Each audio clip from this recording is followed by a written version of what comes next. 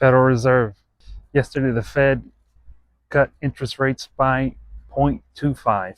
And as you saw, the market reacted pretty heavily bearish. And this is due to the comments after they announced the rate cut. They stated that they were only going to cut interest rates twice in 2025, which originally they said last Fed meeting there was going to be more than that. So the market took this by surprise because they were not expecting 2025 rates to be only cut twice. And again, this is just a projection. It can be more than that, it can be less than that, it can be exactly that.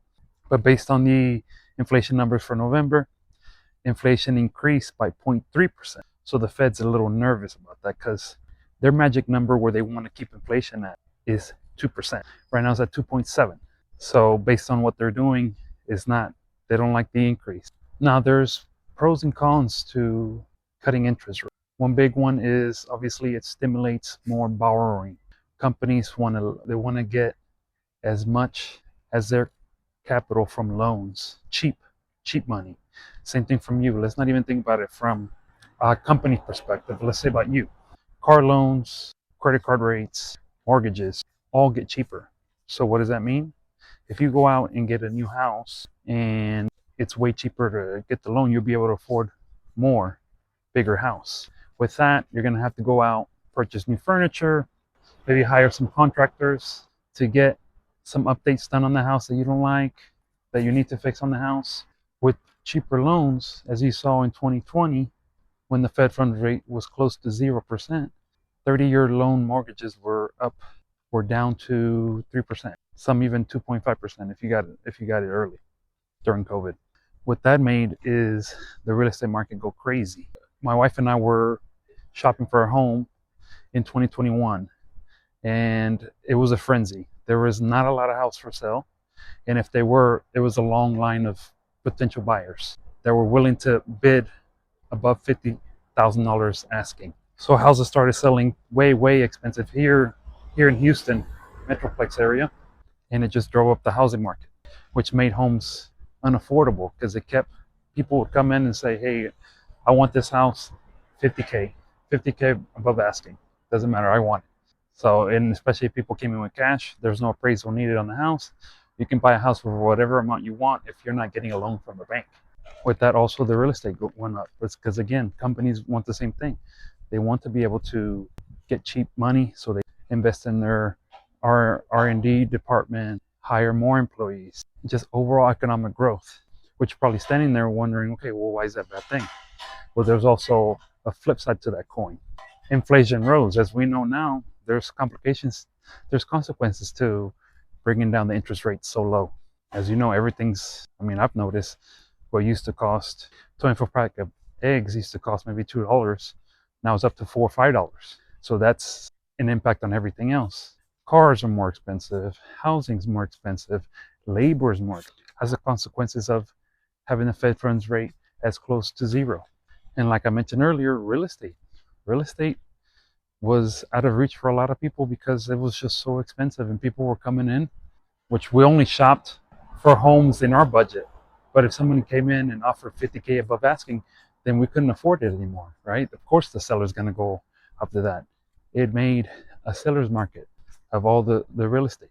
Made people go into overspending. As you saw, there was a craze for doing some updates on the house. People were shopping at Lowe's and Home Depot. They were spending money to do some updates while they were sitting at home not being able to do anything. So people got in a lot of debt. And then once interest rates went up, that credit card bill, the interest rate used to be low, but now it went back up to 35%, depending what credit card you have. And paying that is pretty tough. But the most important thing is if the interest rates are so low, you can't cut them anymore. Unless you're Japan and you got negative interest rates. That's another conversation for another day. But what the Fed likes to do is have some wiggle room to either be able to cut it more or increase the interest rate. Because if you're out of wiggle room, you're in trouble. The country might fail. So those are the pros and cons of cutting rates. So right now, obviously pausing. They said they're going to pause the 2025 cut rates. They're only going to have two. People reacted harshly to that news. The thing I want to talk about next is the housing market in 2025. It's my opinion that it'll become a seller's market. If you look at Zillow, there's a bunch of homes with a lot of days on the market, and not only that, price drops, which is a total different environment than what I saw between the 2020, 2021, 2022 housing market. I think that's going to get worse. Why? Because Fed has only offered 2 rate cuts, and with the current cuts that the Fed already did, a 30-year mortgage is still at 7%. 15 years around 6.6 currently. That's still high.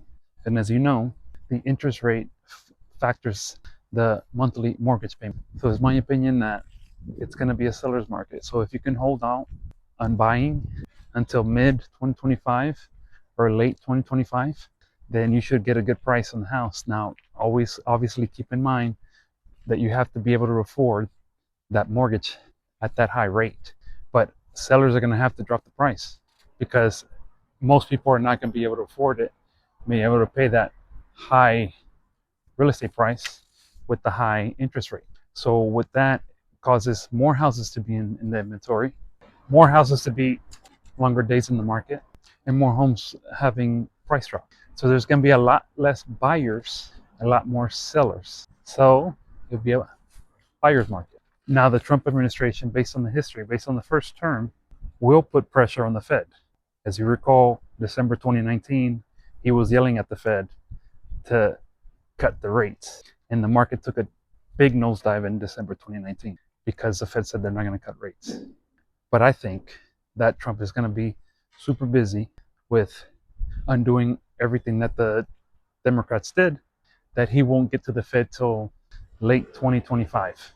Hence letting the Fed do its thing and not cut rates, or maybe just do one cut, causing real estate to cool down and slow down. But another beauty of the Fed not cutting rates much is if you have money in your savings, high yield savings, don't do a JP Morgan or a Wells Fargo 0.001% savings rate.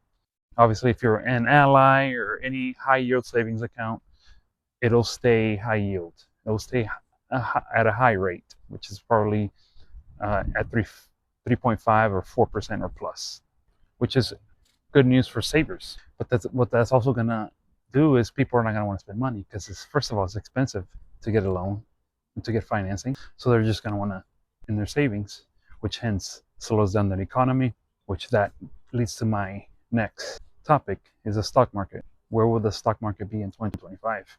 Well, it'll definitely slow down because interest rates are not getting cut, hence no cheap money getting taken out and used. So I think the market will stay around below 6,000 for the S&P, maybe 6,100 above, until the Trump administration starts bullying the Fed to cut interest rates. So depending where you're at, if you're looking for a house, great. I just say wait till mid 2025 to late 2025, start shopping, because you're going to start seeing even more price drops. You're going to start seeing even more houses days on the market. If you're able to afford the mortgage, make sure to get a hefty down payment, wait it out, wait till this real estate market even cools down further to be able to pull the trigger on a good house. Now, if you're trying to sell your house, if it's a must, I would get on the market as soon as possible, because like I've been saying in this video, real estate market is going to slow down. There's going to be a lot less buyers for you, and the 30-year mortgage is at 7%, which is high. With this pause on the interest rates, the Fed isn't making the money go brrr. It's more like a completely stopping the money supply. Well, not completely stopping it, but not going as much as obviously the 2020. You know, but it's interesting because we're going to have a new administration go into the White Office, and it's interesting to see how much weight they have to be able to influence the Fed. Because obviously Trump is pro the stock market, is pro the economy, and wants to he judges his presidency based on the stock market. So if it's going down, he's going to be pretty upset. I don't know if Jerome Powell is kind of nervous to maybe lose his job or get cut, but I just want the inflation to stay under control. Obviously, if we can go back to the prices that were even 4 years ago, that'd be great on everything: food, eating out, labor. But what do you guys think? Do you think it's a positive, is a negative for the economy?